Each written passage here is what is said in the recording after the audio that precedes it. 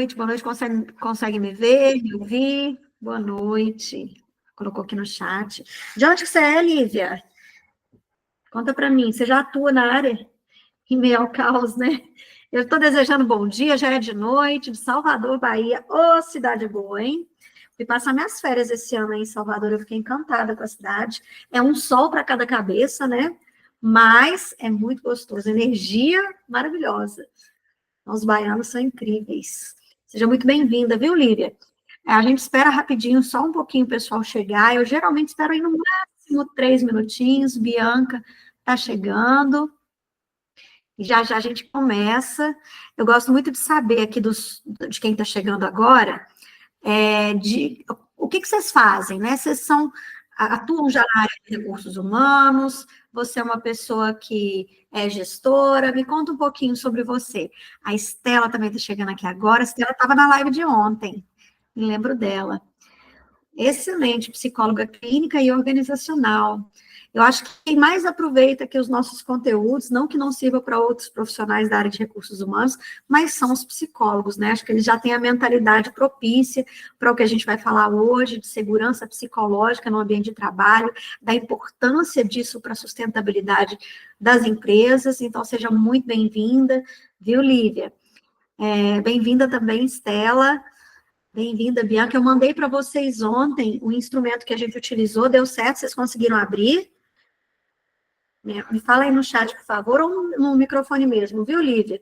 Mandei para você também. Não sei, Bianca, você estava aqui na live de ontem?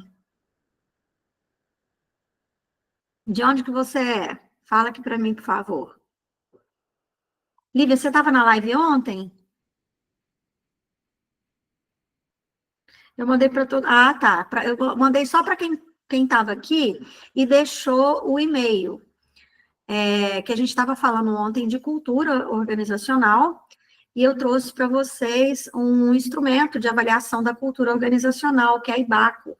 É um instrumento brasileiro de avaliação da cultura organizacional. Eu fiz... estava assim, beleza, ótimo. Aí eu eu passei esse instrumento, que já é validado, né, para uma planilha, e disponibilizei aí para vocês por e-mail. Depois, então, Olivia, deixa aí seu e-mail, né? No final da live de hoje também vou disponibilizar para vocês mais uma ferramenta. Então, estou sempre entregando para vocês alguma coisa prática que vocês possam utilizar aí no trabalho de vocês. Vou pedir para o Roberto, por favor, vá anotando para mim esses e-mails, que aí depois, no final da live, eu encaminho para o pessoal aí a ferramenta de hoje. Bom, 5 minutinhos, boa noite a todos, sejam muito bem-vindos aí à nossa live, né, a nossa live do RH Ser. E o pessoal fica me perguntando o que é o RH Ser, Michele. Ser de SER, de ser humano, mas que na verdade tem a ver com a saúde empresarial responsável. E o objetivo, né, lá no dia 24 de fevereiro, gente, eu estou no Carnaval da Bahia, eu estou dando bom dia e já é de noite. Mas o objetivo do dia 24 de setembro, que é onde a gente vai ter o nosso mini curso, é apresentar para vocês um programa de formação também em consultor em saúde mental e felicidade corporativa. E o objetivo dessas lives é ir introduzindo vocês de maneira bem, assim, despretensiosa mesmo, mas eu acho que é mais para abrir a mentalidade. O meu objetivo aqui é trazer para vocês um novo conceito, que inclusive agora está sendo cogitado como uma das profissões ou das carreiras do futuro, que é o consultor em saúde mental e felicidade corporativa, porque chega dessa história de trabalhar em ambientes pesados, ambientes tóxicos, ambientes onde a gente não tem segurança psicológica para se expressar, onde as pessoas saem adoecidas, né? Eu acho que é principal papel nosso. Depois vocês coloquem aqui para mim, eu não sei qual que é a profissão da Bianca, né, mas eu vi que a Lívia e a Estela, que são psicólogas, né, eu sei que no RH ou na gestão, o importante é que a gente abra a nossa mentalidade para essa gestão mais humanizada das pessoas. É psicóloga também, hein? Muito bem. E por que a gente está tendo agora um oceano a céu aberto para nós que somos psicólogos? Está cheio de psicólogo, que é bom que a gente já pode falar dentro da nossa linha mesmo, né? A minha formação, eu sou psicóloga também, né? Me graduei, fiz mestrado e doutorado em Psicologia Organizacional e do Trabalho pela Universidade Federal de São João del Rei, sou professora universitária, aqui moro na cidade de Lavras, Minas Gerais, coordeno um curso de psicologia aqui na minha cidade, de uma instituição privada com mais de 350 alunos, e a minha área é a área da psicologia organizacional e do trabalho. Para além disso, eu sou palestrante, sou consultora, então hoje mesmo estava com um grupo de alunos numa empresa, onde o que eles me falaram na empresa foi uma coisa que eu falei, olha, o caminho é esse mesmo. Ou seja, as portas estão abertas para nós, na medida em que a NR1 se faz mais presente nas empresas. Ou seja, é uma normativa que não é nova, viu, gente? Já existia. Deixa eu permitir aqui a Noelane. Boa noite, Noelane, seja muito bem-vinda, tá? Já já eu procuro saber quem é você um pouco mais. Mas, à medida que a NR1 se fez mais presente na vida das empresas, no sentido de que, olha, não é uma normativa nova, ela já existia desde a década de 70, mas de 2024 para cá ela teve algumas atualizações. E dentre essas atualizações, a NR1 trouxe uma necessidade fundamental, que era o seguinte, olha, não dá mais para a gente negligenciar certos aspectos relacionados ao que eles chamam de riscos psicossociais. Eu estou indo aos poucos com as lives, porque primeiro eu quero introduzir vocês numa ideia de cultura. Precisa existir uma mentalidade propícia aí, né, tanto para gestores quanto para as empresas, propícia à saúde mental. Mudar essa mentalidade não é tarefa fácil, a gente sabe disso. Quem está no ambiente de trabalho, me conta aí, né, Lívia? Você que já atua na área, né, diz que é psicóloga clínica, psicóloga organizacional, é fácil. Nem todo gestor está aí muito inspirado em promover saúde mental nas empresas. No primeiro momento, porque eles não entendem, não alcançam a dimensão do quanto isso pode ser positivo, não só para a imagem da empresa, mas principalmente para a retenção dos colaboradores. Aí a Lívia está dizendo que tem muita resistência. Essa resistência é porque a gente ainda precisa romper muitos tabus. Noelane, depois me conta aqui de onde que você é, e se você é da área da psicologia, ou é da área de gestão de pessoas, ou se é uma líder. Por quê? Porque no caso do psicólogo, dentro das empresas, não é somente a gente falar o quanto a saúde mental é importante, mas é a gente ser capaz de demonstrar em medidas quantificáveis, o quanto a empresa ganha em proporcionar saúde mental e o quanto a empresa perde quando ela não promove saúde mental, quando ela não promove um ambiente de trabalho colaborativo, quando ela não promove, né, uma redução ou, quiçá, uma eliminação desses riscos psicossociais.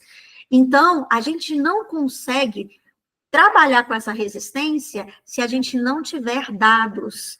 E o que eu proponho ao longo desses movimentos aqui de live é introduzindo alguns aspectos para vocês também irem ampliando a sua mentalidade, a sua capacidade de enxergar além dos subsistemas de recursos humanos. Eu mesma já fui uma mera reprodutora tecnicista de recrutamento, seleção, treinamento, desenvolvimento, plano de cargos, salários, né, mexer com descrição, análise de cargos, mas eu fui sentindo uma necessidade gigantesca de trabalhar a mentalidade das empresas, e hoje o número de palestras que eu sou chamada aumentou, o número de consultorias para falar sobre a importância de saúde mental no ambiente de trabalho aumentou, e a gente está num momento muito propício para que a gente se faça, ou faça também a diferença, né?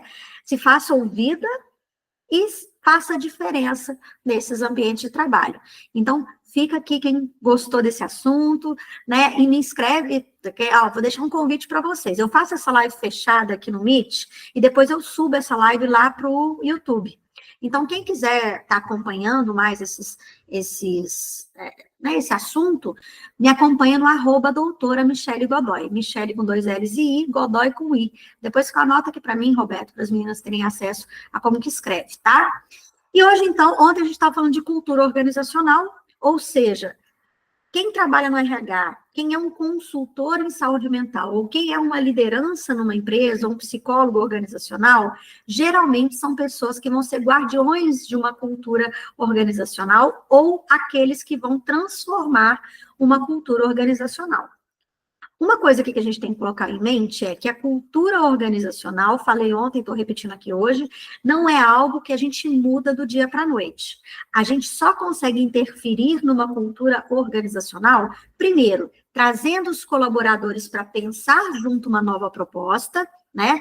E principalmente fazendo com que os próprios colaboradores, ou quem ali tem mais abertura para promover mudanças dentro das empresas, então eu gosto muito de trabalhar nessa vertente com lideranças. Por quê? Porque as lideranças, se você consegue convencer as lideranças, se você consegue bater de frente com a resistência dessas lideranças, o resto fica mais fácil de você conseguir transformar. Né? Então, primeiro, ganhe as lideranças. Primeira dica de ouro que eu dou para vocês: ganhe a confiança das lideranças. E como é que a gente ganha a confiança das lideranças? Trabalhando aspectos práticos, trabalhando indicadores e mostrando, sempre que você puder, utilizar medidas quantitativas para além das qualitativas, porque a psicologia gosta muito de medida qualitativa, né? A gente gosta muito de uma entrevista, a gente gosta muito do grupo focal, a gente gosta muito de fazer dinâmica, mas a gente acaba esquecendo do quanto as medidas quantitativas para essa área mais empresarial é importante, porque quando eles veem números, eles entendem que aquele investimento é um investimento necessário. Então, a gente começa desse ponto. E o objetivo, então, da live de hoje, dando continuidade à live de ontem, que a gente falou de cultura organizacional, é falar sobre segurança psicológica no ambiente de trabalho. E aí, né, muitas pessoas me perguntam, Michele, a gente fala muito de psicologia, tem a ver com o que a segurança psicológica no ambiente de trabalho? Primeiro, vamos pensar o seguinte, a gente tem alguns comportamentos que vão impactar na saúde mental e num sentimento dos colaboradores não só de adoecimento, mas de falta de respaldo, um sentimento de que as pessoas não podem falar o que elas pensam, um sentimento de que é perigoso dar algum tipo de opinião, ou um sentimento que a pessoa não quer se expor, onde as pessoas ficam mais caladas, só obedecem, onde elas simplesmente cumprem o horário para poder ir embora logo na sexta-feira, ou né, no dia de semana de saída.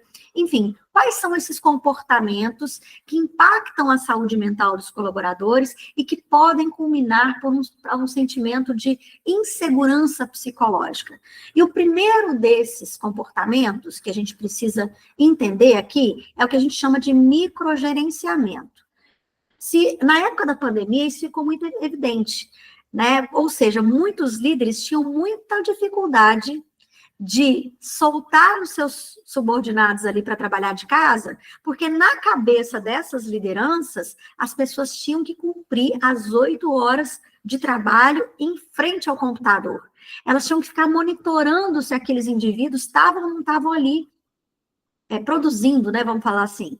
Então, o que acontece? Quando você tem alguém o tempo todo atrás de você, o tempo todo monitorando o que você faz, as suas entregas, o seu tempo, isso acaba reduzindo a sua autonomia. Isso acaba reduzindo a sua própria confiança. Antes de fazer alguma coisa, você já fica perguntando, meu Deus, será que eu consigo fazer isso mesmo? Será que eu posso fazer isso mesmo? Será que eu não tenho que pedir o aval de alguém? Então, quando você tem um ambiente de trabalho, uma cultura de microgerenciamento, isso reduz a confiança das pessoas e automaticamente você, enquanto gestor, ou você, enquanto líder, não tem paz também. Às vezes, o microgerenciamento, ele se dá muito mais por uma insegurança da liderança. Ou seja, de achar que tudo tem que passar na mão da pessoa, de achar que tudo tem que estar no controle da pessoa. E, às vezes, a gente acaba criando um ambiente de trabalho tóxico simplesmente por não pensar em certas questões ou simplesmente por não ter um momento para evidenciar o quanto determinados comportamentos podem ser prejudiciais ali no ambiente de trabalho. A gente que está aqui, vocês psicólogos, né, vocês que já estão mais antenados com essa questão, para a gente é um assunto corriqueiro, né? Mas para quem está ali no dia a dia de trabalho, é muito é fácil a gente se perder no sentido de esquecer o lado humano das pessoas. Porque é tanta entrega, né? A vida está corrida, são muitas coisas que a gente tem que participar, é muita reunião, é muito isso, muito aquilo. Quando vê, a gente está simplesmente reproduzindo algo que sempre deu certo, só que num determinado momento para de dar certo. E quando a gente observa, as pessoas estão desmotivadas, as pessoas estão, né, pedindo aí para o número de atestados está ficando muito alto e a gente está achando que vai resolver tudo com palestra motivacional. Então, microgerenciamento é algo que a gente precisa combater, né? Principalmente trabalhando aí a mentalidade das lideranças. Então, na pandemia, tinha gente que contratou um software, colocava no computador do colaborador para poder ficar ali monitorando até a hora que a pessoa saía, por exemplo, quando você ia no banheiro, né, a ferramenta que tinha instalado no computador, ela era ligada quando a pessoa sentava atrás do computador. Então, se ela saía daquele espaço, era como se registrasse uma ausência. E para muita gente isso era o fim, né? Era o fim da picada. Não, vocês têm que estar trabalhando, vocês não estão cumprindo as 8 horas de trabalho. E aí ficou esse microgerenciamento muito acirrado.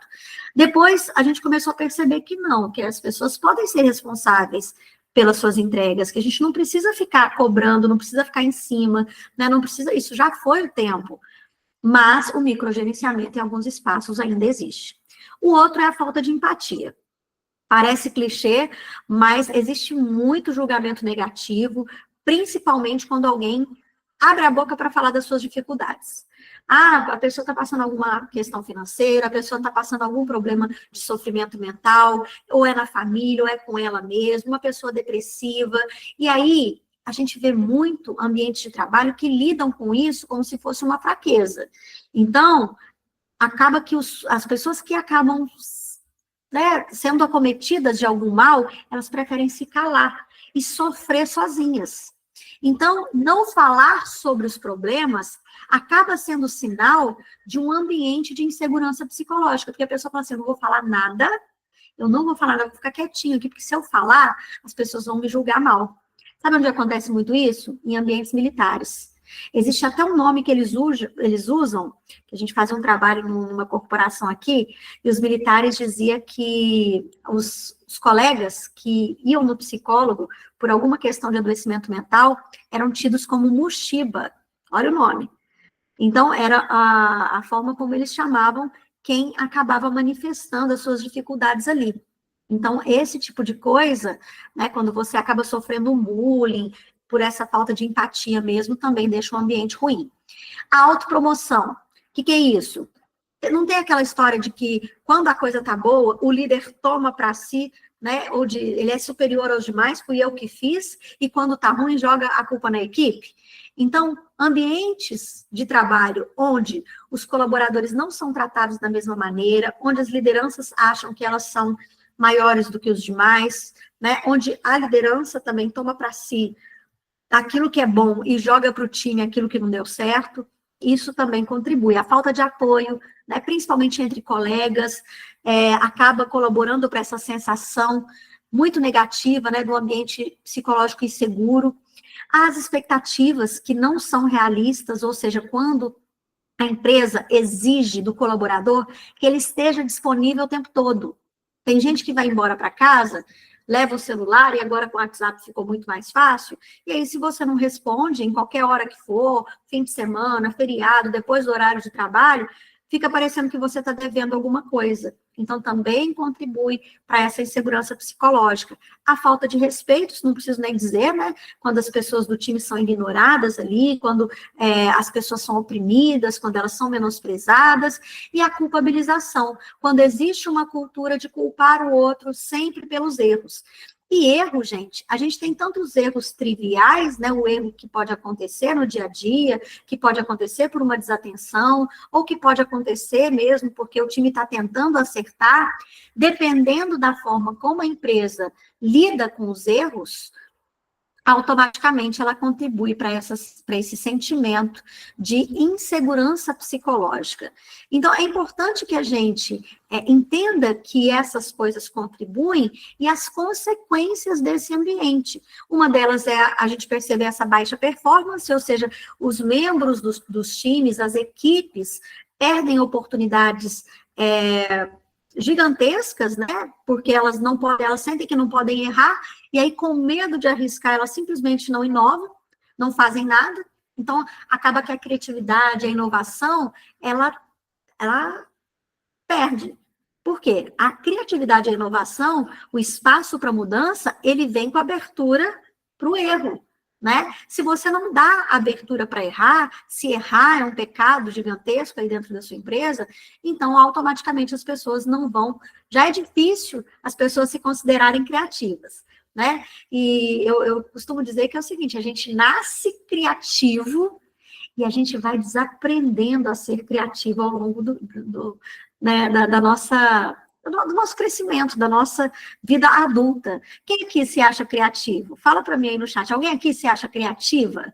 Criativo? Conta para mim. Geralmente, quando eu pergunto em sala de aula ou em qualquer espaço, as pessoas tendem a dizer que não, que elas não são criativas, que nossa, criatividade não é comigo. Mas o que acontece? Pensa aí, quem tem filho vai saber. Toda criança é criativa. Toda criança, né? Você coloca ela para fazer um monte de coisa, a criança vai, ela faz, ela acontece, ela inventa história, cria amiguinho imaginário, ela quer desmontar as coisas. Então, tem uma criatividade muito aflorada ali. Mas o que acontece com essa criança? Ela é o tempo todo bloqueada pelo pai, pela mãe, pela tia. Menino, não mexe aí, não faz isso não, vai sujar sua roupa, vai quebrar o brinquedo. E aí a gente acaba que vai colocando bloquinhos, né? A sociedade vai colocando bloquinhos para a gente, vai dizendo assim, olha, fica quietinho, fica dentro dessa forminha, e formata a gente do jeito que tem que ser. E aí, quando a gente chega na vida adulta, o que acontece? Tem que ser criativo, tem que usar a criatividade no ambiente de trabalho, mas como? Se a gente foi o tempo todo, né, sendo ali bloqueados na nossa criatividade. Então, chega num determinado momento que realmente o mercado de trabalho pede essa criatividade. Quem está no RH, quem está agora tentando vislumbrar essa possibilidade, sabe que muitas vezes não tem ferramenta pronta, não tem receita de bolo, né? E aí a gente não tem como ser mais criativo, porque a gente já entrou naquela forminha. Então, a gente precisa fazer como se fosse uma grande pedra preciosa que a gente vai quebrando ali para desabrochar novamente a nossa criatividade. Então, no ambiente de trabalho que limita essa criatividade, não adianta você querer exigir que as pessoas sejam criativas, uma vez que elas não podem errar, né? Com isso, também as consequências de uma falta da segurança psicológica é o aumento do turnover, ou seja, da rotatividade. As pessoas, elas entram na empresa, mas acabam saindo muito rapidamente, né? Não ficam, não permanecem. A empresa tem dificuldade de reter bons talentos. Outra coisa que acontece muito nesse ambiente psicológico, né, inseguro, é a comunicação ineficiente. As pessoas não se comunicam abertamente, ou seja, elas vão ter medo de falar. Isso vai desencadear uma série de desentendimentos e conflitos que vão poder acontecer em cadeia. Isso pode gerar, né, às vezes, retrabalho e uma série de consequências negativas. As pessoas acabam não tendo mais habilidade para resolver problemas, porque elas não conseguem falar das suas preocupações, não tem muita abertura para falar dos problemas, e aí não mapeia os problemas que acontecem no dia a dia de trabalho, e elas não vão se engajar. Para que eu vou falar? Eu vou trazer a minha opinião aqui, eu vou falar nessa reunião, e aí as pessoas vão me julgar, eu vou ter ali uma repreensão, ou alguém vai invalidar a minha fala de alguma maneira, e aí o que acontece com o nível de confiança? Vai lá embaixo. As pessoas acabam não confiando nem umas nas outras. E a falta de confiança umas nas outras acaba também fazendo com que as pessoas adoeçam ali quietinhas no seu canto. E quando a gente vai ver, o nível de burnout está nas alturas, o afastamento começa hoje, depois se estende para uma semana, para 15 dias, para um mês, né? E a gente acaba tendo ali custos e prejuízos com essas ausências.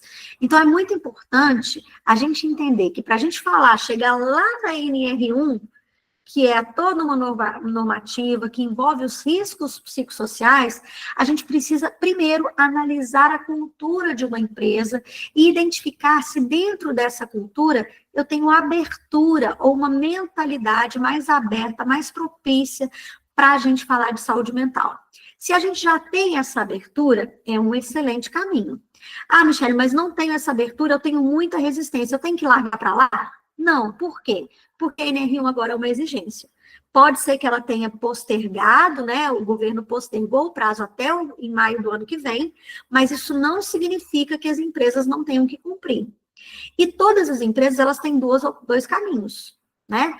Um é assumir que elas são responsáveis por criar esse ambiente psicológico mais seguro, elas são responsáveis, sim, por fomentar a saúde mental dos colaboradores, elas são responsáveis por um ambiente mais feliz, mais harmonizado, mais cooperativo, mais humano, né? Ou a empresa pode simplesmente falar assim, eu vou fazer do jeitinho brasileiro. Eu vou fingir aqui que eu fiz, né? Eu vou levantar e inventar alguns dados aqui e eu vou ver o que dá. Só que, principalmente quem é psicólogo, quem está aqui comigo, né? Para mim, isso é quase que um afronte. Eu considerar que, como profissional de recursos humanos, como gestora, como analista ou como consultora, passar por cima dessas questões é algo muito complicado. Tudo bem, gente, bater de frente, querendo fazer as pessoas engolirem goela abaixo, uma nova normativa que vai falar de assuntos que até então foram negligenciados na história do trabalho, não vai funcionar, né? Tudo que a gente tenta enfrentar é pior. A gente consegue mais resistência com isso. Por que eu digo que a gente precisa, então, ouvir da boca do colaborador? A gente precisa começar a entrar nesse espaço de trabalho. Não dá para ser um consultor só lá do seu escritório, do seu consultório, né, da sua clínica, de onde quer que você trabalhe, ou da própria empresa, se você for um funcionário contratado por uma empresa, não dá para ficar trancado no escritório do RH. Não dá para ficar ali olhando de cima o que está acontecendo lá de baixo. Não, a gente precisa descer, a gente precisa conversar com as pessoas. Então, a gente tem 3 possibilidades de levantar dados que são importantes aí. Uma delas é usar de entrevistas, de momentos, né, com pessoas de maneira individual. Você vai chamar um, chama outro, vai trabalhando ali, né, dentro de alguns espaços, alguns setores, para tentar entender, porque às vezes dentro de uma mesma empresa, alguns setores são mais felizes, alguns setores são mais engajados, alguns setores sentem que existe essa segurança psicológica mais aflorada, né, vamos dizer assim. Existe, sim, eu estou desligando o meu WhatsApp aqui, porque ele está fazendo barulho, viu, gente? Mas existem, então, espaços e ambientes dentro de uma mesma empresa onde um setor é super tóxico, ruim de trabalhar, e outro setor ali é leve, é bacana, é gostoso, né? Eu não sei se vocês já ouviram falar numa coisa chamada contágio emocional. Alguém já ouviu falar nisso?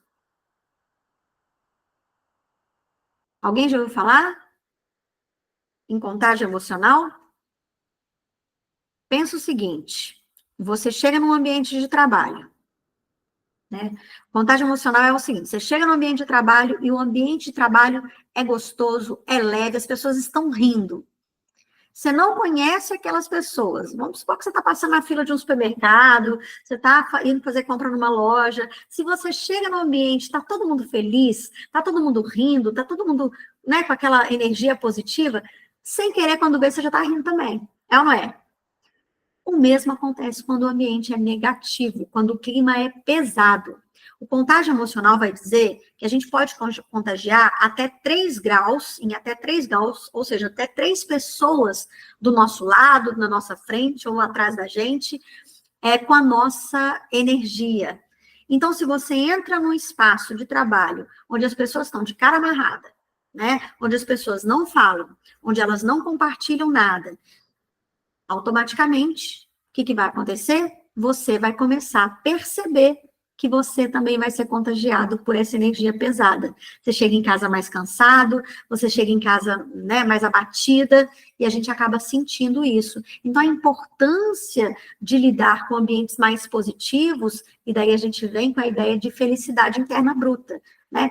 Novamente, na semana que vem, eu vou trazer para a nossa live esse conceito de felicidade interna bruta, que é um conceito que foi desenvolvido num país chamado Butão, e a partir dessa nomenclatura, né, felicidade interna bruta, em detrimento ao produto interno bruto, ou seja, o produto interno bruto visa o lucro, enquanto a felicidade interna bruta visa a qualidade das relações, a saúde mental, um ambiente mais propício, né, à saúde mental. Então, esse conceito foi trazido, né, para vários países, inclusive para o Brasil, e as empresas, então, começaram a se apropriar desse conceito para falar, olha, dá para a gente medir qualidade de vida, dá para a gente medir bem-estar, e, portanto, a gente consegue ter uma medida de felicidade interna bruta, que é envolta em 9 pilares e mais de 30 dimensões que a gente consegue analisar, e a gente consegue, então, transformar espaços, transformar ambientes de trabalho em ambientes mais saudáveis, mais felizes. Pensem comigo, a gente trabalha 1/3 da nossa vida, não é? A gente não fica 1/3 da nossa vida no ambiente de trabalho, 8 horas por dia, 1/3. Automaticamente, se a gente passa 8 horas do dia, todos os dias, num ambiente ruim para se trabalhar, a gente vai adoecer com toda certeza, né? E aí, como eu estava dizendo ontem, existe também uma geração que está chegando, que é a geração alfa, a geração Y, que é uma geração que não fixa no emprego, no ambiente de trabalho que é ruim. Quem tem filhos sabe disso. Os jovens estão muito mais antenados, estão muito mais por dentro do que é saúde mental, e eles não aceitam trabalhar num ambiente que é ruim para eles, né? Então, gente, voltando a falar de segurança psicológica aqui, a ideia é que a gente traga um impacto real dessa segurança psicológica, né, para a vida, para a rotina de uma empresa. Então, a gente vai trabalhar para criar esse ambiente psicológico positivo, né? A questão da comunicação mais clara, mais aberta, né? A gente vai conseguir trabalhar com ideias positivas para eliminar boatos, fofocas, distorcer ali verdades, coisas que causam confusão na interação entre as equipes. A gente acaba trabalhando uma estratégia mais dinâmica e mais sistêmica para as pessoas poderem interagir entre os departamentos de uma determinada empresa, compartilhando culturas mais positivas, criar uma cultura de transparência, de mais confiança, isso é muito importante, né? E eliminar aquela cultura do segredo, né? Existe uma coisa que é do rádio peão, quem trabalha em empresa sabe disso, que é assim, olha, ninguém está sabendo, mas o rádio peão já está sabendo lá embaixo, ou seja, está todo mundo fofocando, está todo mundo contando aqui alguma coisa que só a gerência que não sabe, só a direção que não sabe, então os burburinhos vão se espalhando ali e não tem essa relação de confiança, de transparência. Se algo for dar errado, a gestão ou o RH sempre é o último a saber. Isso acaba gerando, gente, uma falta de propósito mesmo, um desalinhamento das equipes. Acaba trazendo também, às vezes, uma duplicidade de trabalhos, porque se eu não tenho compartilhamento de informações, eu faço uma coisa, quando eu vejo tem outra pessoa fazendo a mesma coisa que eu, e aí, no fim das contas, essa falta de transparência acaba transbordando num relacionamento muito tóxico entre as pessoas.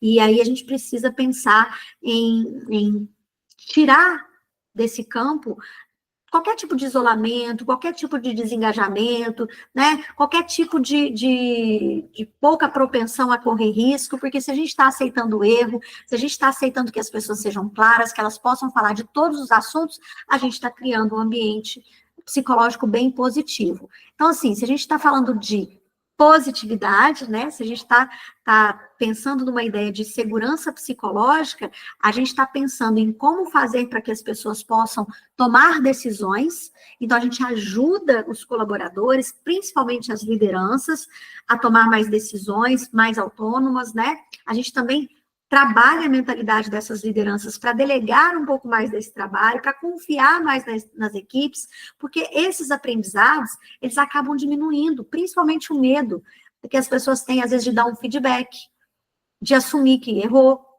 Isso encoraja a criatividade e ajuda as pessoas a perguntarem mais, a falarem mais, a compartilhar algum tipo de preocupação. E só aumenta a experiência de trabalho. Isso só aumenta a probabilidade das pessoas de se engajarem mais nos projetos, né? Acaba diminuindo o estresse. Lembra ontem que eu falei? Que é o seguinte, quando você tem, na medida da escala de clima, um alto nível ali, grande, de problemas relacionados à saúde mental, mas em contrapartida, você tem um relacionamento positivo entre as pessoas do time, isso acaba funcionando como se fosse como é que eu posso dizer? Como se fosse como é que chama, gente? Que tem no carro, quando você bate o carro e tem airbag, né? Como se fosse alguma coisa que segurasse os impactos do estresse na sua vida. Então, eu posso estar vivendo um momento de tensão muito grande, com muito estresse, mas se eu tenho na minha equipe pessoas com quem eu posso contar, isso acaba equilibrando os meus níveis de estresse, eu passo melhor pelas dificuldades, eu crio mais resiliência, né? Eu acabo criando um ambiente mais inclusivo. E automaticamente, né, as lideranças são desenvolvidas com uma escuta mais genuína, com uma curiosidade mais genuína pelo outro, um interesse mais empático pelo outro, uma transparência nesse compartilhamento de informações. A gente consegue criar uma cultura de feedback, de dar e receber feedback, onde as pessoas não levam o feedback para o lado pessoal, né? Principalmente quando for falar ali de avaliação de desempenho, que é um momento muito bacana para a gente trabalhar essa segurança psicológica, e aí a gente começa a ter mais clareza nas nossas relações. Eu não sei vocês, mas eu já tive muita dificuldade para aplicar pesquisa de clima, porque uma simples pesquisa de clima, num ambiente psicológico negativo, faz com que as pessoas simplesmente não respondam, porque elas ficam com medo. Gente, medo de responder pesquisa de clima, tem base? Ah, não, e se a gente sofreu algum tipo de retaliação? E se alguém descobrir que fui eu que coloquei aqui, que eu não estava satisfeita com tal ponto? Então, é importante que os recursos humanos, é importante que as empresas, que as lideranças propiciem um ambiente onde, não, gente, a gente quer saber de fato o que está acontecendo. Qual é a percepção de vocês sobre o clima daqui? A gente quer saber de fato qual é a percepção de vocês sobre a cultura. A gente quer saber a satisfação. A gente quer saber se tem assédio moral nesse ambiente de trabalho, como é que está se dando, né? Então, antigamente, isso não era nem cogitado pelas empresas, mas hoje é uma necessidade. Então, a NR1 vai dizer que, olha, tem sim que promover a inclusão, né? A gente tem sim que ter espaços onde as lideranças precisam ser capacitadas, a gente precisa trabalhar sim com a relação entre as pessoas dentro da empresa, a gente precisa eliminar questões de assédio moral, de bullying nas empresas, assédio sexual, de todos os tipos, a gente precisa promover mais mulheres em cargos de liderança, né, porque isso também diz da realidade de uma determinada cultura ou de uma determinada empresa. Então, olha que interessante, tudo isso vai trazer à tona uma série de comportamentos, uma mentalidade que até então não era pensada pelas empresas. Então, a gente está aí com muita possibilidade de trabalho, né? Dá para fazer, para começar nas empresas, principalmente trabalhando essas questões. E como é que você pode pensar em levar a segurança psicológica para dentro da sua equipe? Existem 6 questões básicas, práticas aqui, que você pode levar para a liderança ou levar para os times para fazer. Pode até anotar essas questões. Vamos supor que você vai fazer um grupo focal, vamos supor que você vai fazer uma entrevista, ou que você vai aplicar algum tipo de ferramenta de pesquisa de clima, ou mesmo de cultura, mas eu acho que nesse caso, se a gente está falando de segurança psicológica, o primeiro ponto é você conseguir acessar as pessoas ali e conversar com algumas pessoas. Não precisa ser com a empresa inteira, tá? Primeira dica, a gente consegue muito ter acesso a como é que anda a rotina de uma determinada empresa, tanto quanto a gente cria espaços com os colaboradores para falar sobre essas questões, quanto quando as pessoas saem. Vamos supor que um colaborador é desligado. Quem aqui tem a tendência a fazer uma entrevista de desligamento. Nessa entrevista de desligamento, você pode incorporar questões para saber como é que era o ambiente de trabalho daquele indivíduo. Uma pessoa falar sobre algo negativo é uma pessoa falando sobre algo negativo do ambiente de trabalho, certo? Mas quando 2, 3, 4, 10 pessoas falam sobre o mesmo aspecto, significa que tem alguma coisa pegando ali, pode ser com o líder, com o gestor imediato, pode ser com relação, né, a alguma falha de comunicação, mas a gente só vai saber se a gente tiver espaço para escuta. Então, oriente o seu gestor, oriente o líder de cada setor a perguntar para a própria equipe, ou ter momentos com a equipe, onde ele pergunte algumas frases, onde ele faça algumas perguntas, pelo menos essas 6 perguntas que eu vou falar aqui para vocês. A primeira delas é, a pessoa perguntar para o time dela. Eu, como gestora, pergunto para o meu time, o que é que eu faço em particular, né, o que eu faço em particular, ou o que eu faço que tem me ajudado a lidar melhor com o meu time. O que é que eu faço, ou perguntar para o time, né, o que eu faço aqui para vocês que vocês acham que eu contribuo? Primeiro ponto, tem que ter alguma coisa positiva, tem que voltar, né? Eu acho que a gente tem muito medo do que vem quando a gente se abre para conversar com o time. Mas eu ensino muitas lideranças a trabalhar com o lado vulnerável delas. Porque, às vezes, o que acontece? O líder é sempre o último a saber das coisas. É ou não é? Gente, podem contribuindo aí no chat, tá? Podem colocando aí o que vocês acham, se eu estou falando, né, que se vocês concordam, se vocês vivenciam algo parecido no ambiente de trabalho. Mas o que acontece? Geralmente, uma liderança não fica sabendo de qual é a percepção do time sobre ela, a não ser que ela abra espaço para perguntar. Se as pessoas têm medo de pontuar, é porque a liderança está bem fechada para isso. Mas se as pessoas querem colaborar, e a liderança pode fazer o seguinte, ela pode falar, olha, eu vou fazer um negócio aqui que vocês vão responder de maneira que eu não vou saber quem foi que falou, eu só quero saber o que é que eu estou fazendo que tem ajudado vocês, ou que tem ajudado esse time. Ou o que é que eu estou fazendo? Então, essa é uma forma de perguntar, mas tem uma outra forma de perguntar que é o seguinte, o que é que eu estou fazendo, que tipo de coisa que eu faço que está impedindo o seu sucesso aqui no trabalho? Existe alguma coisa que eu estou fazendo que está impedindo o seu sucesso, ou que está te atrapalhando de alguma forma, ou que você não se sente confortável, né? Uma outra forma de perguntar. O que eu posso fazer para ajudar você na nossa relação, principalmente se tem uma relação de afastamento, se existe uma relação onde a pessoa não se sente muito à vontade. Então, é o desarmar mesmo da liderança. Então, ela vai perguntar, o que eu preciso saber sobre você que eu não sei, mas que pode ajudar a melhorar a nossa relação? Aí vai que algum colaborador fala assim, você precisa saber que eu não gosto que me chame de tal forma, ou que eu não gosto que fique me fiscalizando o tempo todo. Eu acho que não precisa você estar o tempo todo perguntando se eu já terminei, se eu estou pronta com o meu relatório, né? Então, são pequenas coisas. Outra pergunta, né? O que você precisa da minha parte como líder ou como gestor que pode te ajudar de alguma forma? É um treinamento, né? Você tá com uma dificuldade em alguma área, em algum ponto? Eu posso te ajudar de alguma maneira? O que da minha parte eu posso fazer para que a gente consiga trabalhar bem juntos, né? Ou qual habilidade ou talento seu que eu não sei ainda, que você ainda não manifestou e eu nunca perguntei, ou passou despercebido por mim. Às vezes a pessoa é muito boa em planilha Excel, mas eu nunca soube disso. E às vezes eu nem dou para ela nada onde ela possa desenvolver o talento, a habilidade dela. Tem alguma coisa que você é bom para fazer que eu não sei, que passou por mim despercebido, né, que a gente não falou sobre isso?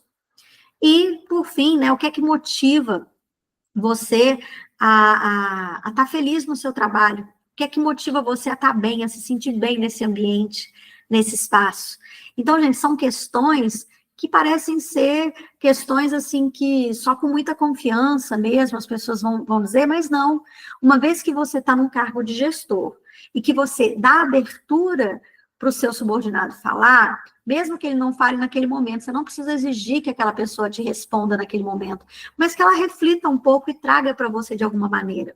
Eu já fiz esse exercício abertamente com os membros do meu time, eu coordeno uma equipe, né, de 20 professores universitários, e geralmente, né, quando a gente trabalha com professores universitários, e eu entrei para a equipe sendo líder deles, eu era muito mais nova do que pessoas que já estavam na empresa há muito mais tempo, e eu achei que eu fosse ter uma resistência muito grande dessas pessoas de mais tempo de casa, porque no ambiente universitário tem muito essa coisa do ego, né, do professor, o professor que às vezes está mais graduado, e na época eu tinha apenas o mestrado, né, mas o que que eu fiz para quebrar essa resistência? A primeira coisa que eu fiz foi trazer esse ambiente psicológico mais seguro. É perguntar, claro que não de imediato, assim que eu entrei, mas eu deixei passar um tempo para que as pessoas me conhecessem, entendessem como era a maneira que eu usava para trabalhar, para, enfim, a partir dali, ir criando com essas pessoas um ambiente psicológico mais seguro. Então, automaticamente, eu tive o retorno de vários desses indivíduos, né? E aí, então, gente, eu queria saber de vocês, como é que é o ambiente psicológico do lugar onde vocês trabalham? É um ambiente positivo, onde as pessoas têm abertura, ou vocês acham que é um ambiente que não tem espaço para falar o que as pessoas precisam falar? Contem para mim. Vou dar um tempinho, tá? Um de cada vez. Fala aí só para ver o que vocês acham. Como é que está o ambiente psicológico onde vocês trabalham?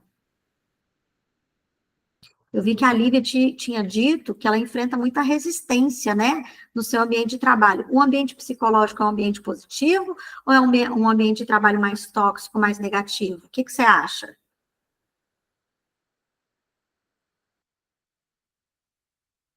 É um ambiente tóxico. Qual que é, Lívia? Ah, fala para mim só o ramo de atividade, só para eu ter uma noção.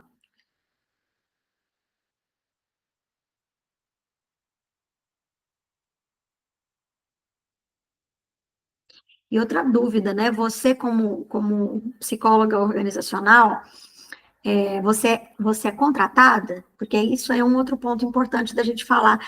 Que bacana ser um consultor externo de saúde mental e felicidade corporativa. Eu vou explicar já já para vocês o que acontece aqui. Você não tem abertura, né? Você é contratada? Você é de fora. Ah, tá. Então, peraí, deixa eu entender. Eu fiz tanta pergunta que depois eu não sei o que significa a resposta. Então, você não tem abertura para tratar dessas questões lá dentro. É um ambiente tóxico e você é uma profissional externa, você é de fora. Mas você atua mais como uma psicóloga clínica ou como uma psicóloga organizacional?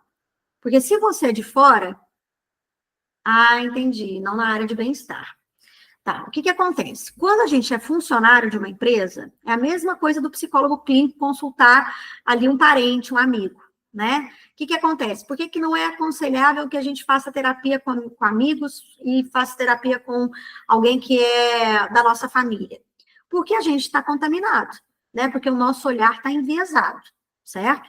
Se você está muito tempo nessa empresa, mesmo que seja prestando algum tipo de trabalho ali, mas se você já conhece todo mundo, se você está muito tempo ali, ou você assume uma postura diferente da que você vem tendo atualmente, né, de reproduzir determinadas técnicas, para você trazer esse assunto à tona, e aí, para você trazer esse assunto de saúde mental à tona, você vai ter que reunir informações, tanto na NR1, quanto de dados que acontecem no ambiente de trabalho, você vai trazer elementos, você vai trazer indicadores. Indicadores de quê? De clima, de número de afastamentos, né, da cultura organizacional, mostrar para eles a importância da NR1, inclusive as penalidades que podem surgir se as empresas até maio de 2026 não se adequarem à normativa, né, parece que vai ter que pagar uma multa, enfim.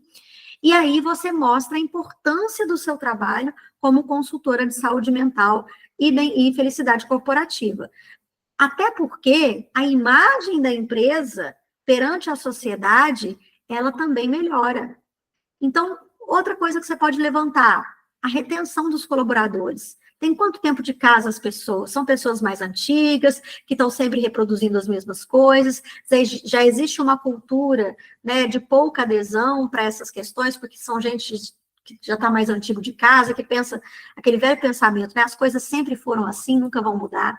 Se for esse tipo de comportamento, então a gente tem que pegar onde dói. Onde é que dói? Nos resultados. Onde que dói? Mostrar para eles o que eles estão perdendo, em termos de retenção, em termos de produtividade, de resultados para a própria empresa. Se você não se ancorar em ferramentas práticas, em dados, né, você não consegue mudar essa mentalidade aí da sua empresa, não. Faz sentido, Lívia, para você o que eu estou dizendo?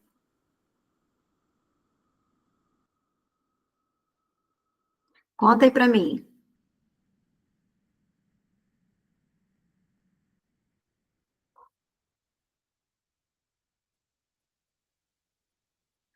Faz? Faz sentido, né? Então, gente, eu acho que a gente precisa, né? Fica o convite para vocês aqui para as próximas lives. E eu vou trazer para vocês uma ferramenta que eu acho que quem está na psicologia, eu quero saber se vocês conhecem, mas eu quero ver como que vocês podem aplicar essa ferramenta, que é muito básica, muito simples essa aqui hoje, tá? Mas que ela faz muito sentido se eu conseguir aplicar no ambiente de trabalho. É a janela de Johari. Alguém já ouviu falar nela? Quem já ouviu? Coloca aqui para mim. Estela, Lívia.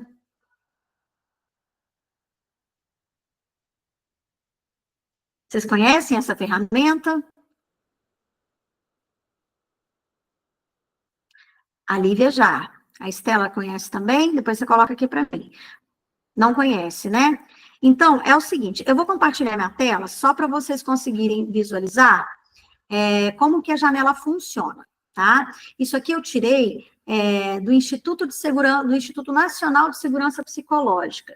Então, deixa eu mostrar, vou compartilhar a minha tela aqui só para a minha janela, né? Para vocês terem uma noção de como que é essa janela aqui. Deixa eu ver, tá. Vou ter que entrar nela, peraí.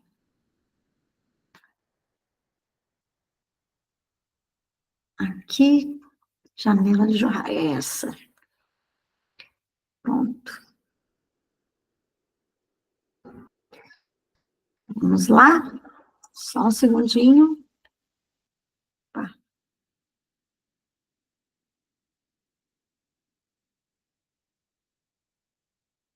10. Aqui. Pronto. Vocês conseguem ver, gente? Ó. Deixa eu ampliar aqui para mim. Isso. Eu vou ter que passar para cá para eu poder mexer nela. Então, é o seguinte, deixa eu pegar ela na sua integralidade aqui para a gente poder trabalhar. Ó, vou arrastar essa janelinha.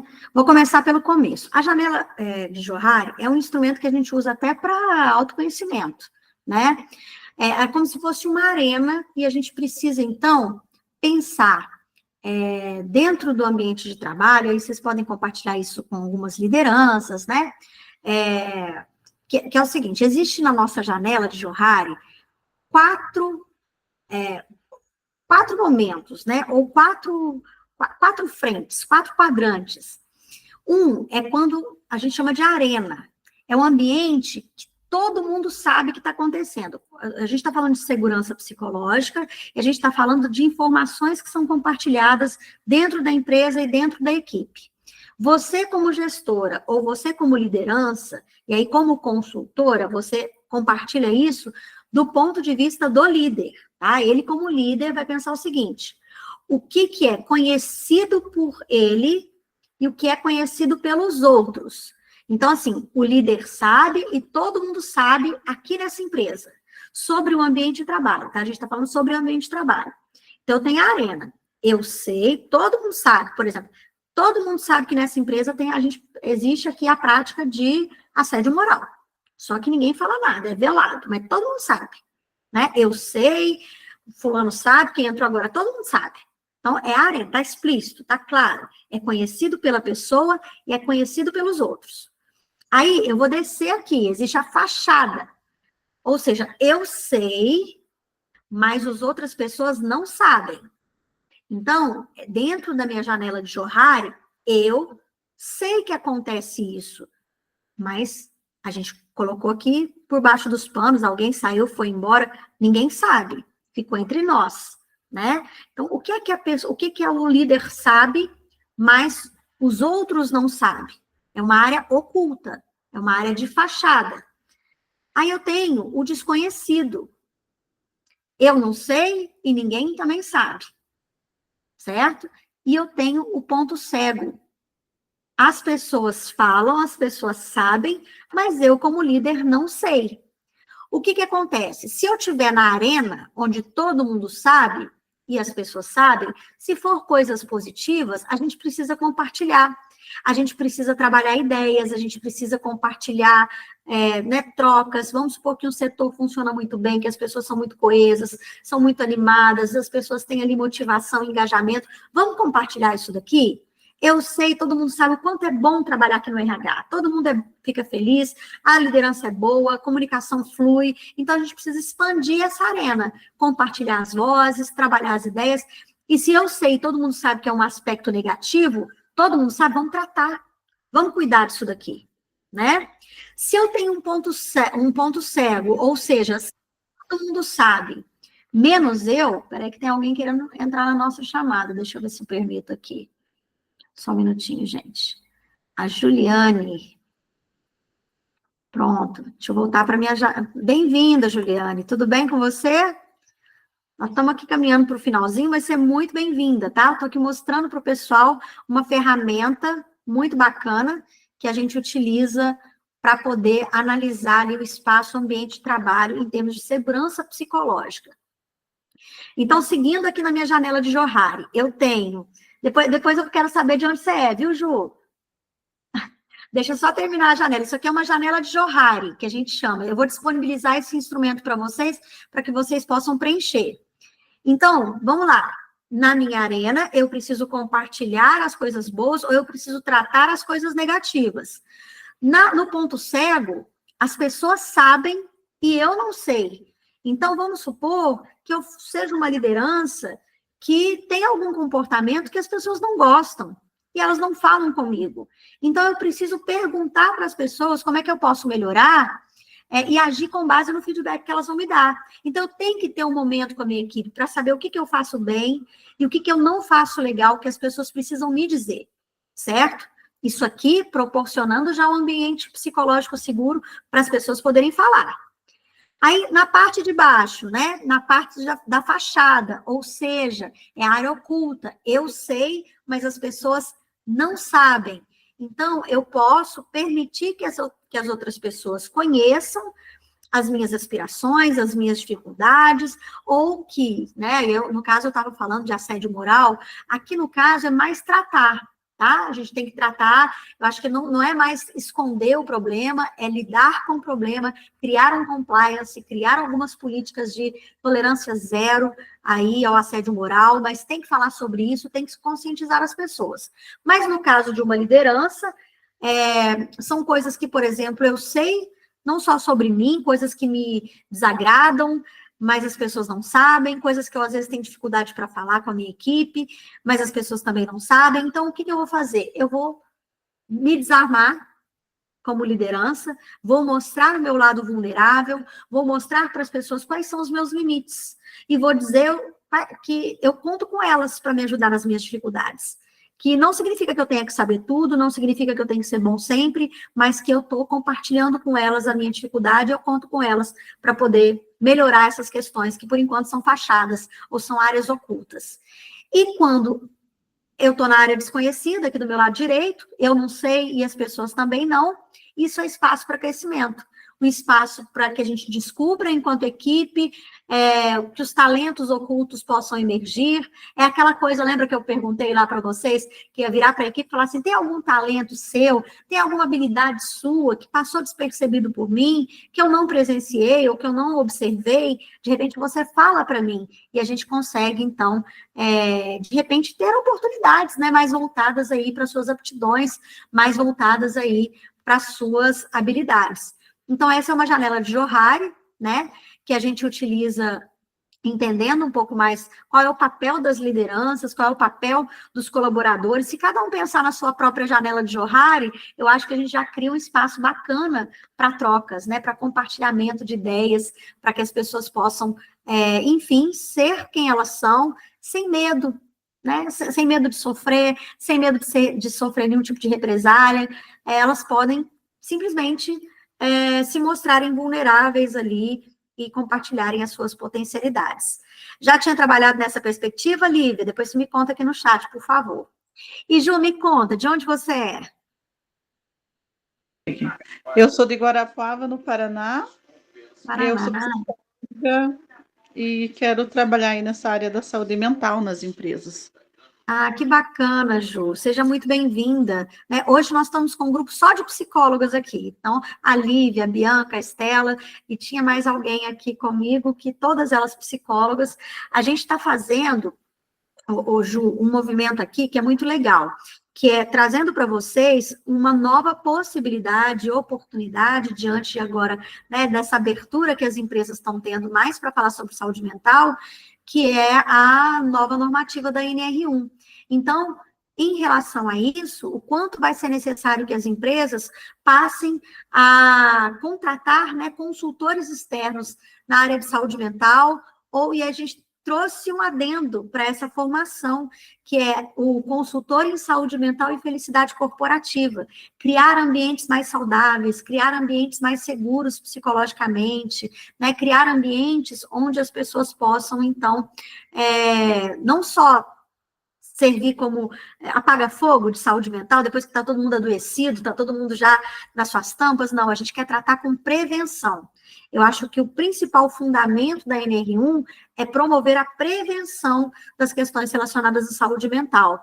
Então, isso vai acontecer, as nossas lives vão acontecer toda quarta e quinta, a partir das 19 horas, e aí eu vou deixar aqui para vocês, ó, vocês me seguirem no Instagram, que é o @doutora Michele Godoy. Vocês podem me seguir lá também. Essa live vai ficar disponível para vocês, ó, Michele, no YouTube, tá? E coloquem para mim aqui os e-mails de vocês, para que eu possa mandar a janela de Johari para quem quiser utilizar isso como ferramenta, né? Quando for fazer, às vezes, um treinamento, dá para fazer quando for fazer ali um levantamento de dados com a equipe, né? Dá para vocês utilizarem de diferentes maneiras, como uma dinâmica de grupos, a gente utiliza esses instrumentos. A Lívia aplicava em treinamentos aí, ó, muito bem. Dá para a gente aplicar em treinamentos, principalmente para autoconhecimento, né? Para a gente saber os nossos pontos ali que a gente não percebe, que a gente não vê. Existe uma outra ferramenta que a gente pode até usar, que é uma ferramenta que pode ser usada junto com a janela de Johari, que é a análise SWOT. Alguém já ouviu falar na análise SWOT? Ela também tem 4 quadrantes, né? E a gente analisa as nossas... No Brasil, virou análise fofa, viu, gente? É bem bonitinho, mais fácil da gente guardar, porque SWOT vem do inglês e a fofa vem mostrar as nossas forças, fraquezas, as nossas oportunidades e ameaças. Quando a gente consegue identificar isso é bom para vocês como consultoras, né? Depois, quando a gente chegar lá na frente, a gente pode ter um momento só para a gente pensar em como que vocês vão se posicionar diante das empresas para vencer resistências, e aí quando a gente consegue analisar as nossas forças, o que a gente é bom para fazer, como que a gente pode ganhar mais autoridade, como que a gente pode convencer as pessoas da importância da saúde mental nas empresas, e ao mesmo tempo trabalhar as nossas limitações, nossas dificuldades, nossas fraquezas, a gente consegue também potencializar aquilo que a gente quer bom, naquilo que a gente é boa, e minimizar aquilo que a gente é ruim, ou, quiçá, eliminar mesmo, né? E as oportunidades são muitas pela frente, né? As empresas estão, sim, mais abertas, não significa que elas estão totalmente aderentes, tá? Isso, sim, então, a Lívia tem toda a razão, a gente ainda vai enfrentar resistências. Eu achei engraçado que outro dia eu estava dando uma palestra numa empresa do agronegócio. E aí foi muito engraçado, porque eu ia falar sobre saúde mental, sobre NR1, e antes de falar, o gestor estava falando o seguinte, olha a abordagem do gestor. Gente, acabou o horário do café na parte da manhã. Não tem mais 15 minutos de intervalo, não. Quem quiser comer, vai ter que comer da sua mesa. Então, agora, horário de café, só 10 minutinhos da parte da tarde, de manhã acabou. Falei, meu Deus, agora vou eu falar de importância de saúde mental, de mostrar o equilíbrio, né, de vida pessoal e profissional, mostrar que as empresas têm que respeitar essas pausas, que essas pausas são importantes, que as pessoas precisam oxigenar, que as pessoas precisam ter o espaço delas, sem precisar o tempo todo ficar alguém em cima. Gente, a gente pensa que muita coisa mudou, né, no ambiente de trabalho de uns tempos para cá, mas a gente vê que não, tem muita gente ainda muito retrógrado com relação ao tratamento dos colaboradores.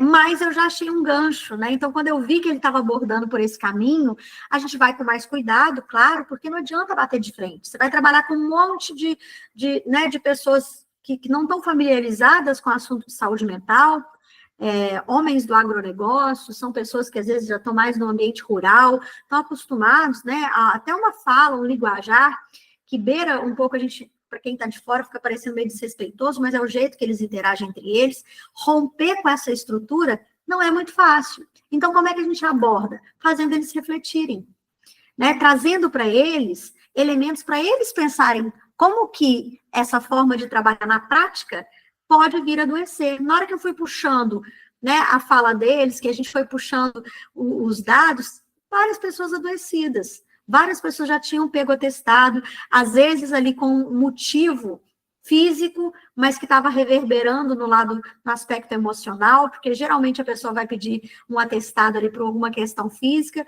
mas quando você vai ver, muito estresse, muita pressão, muita cobrança, né, um ambiente de trabalho muito competitivo.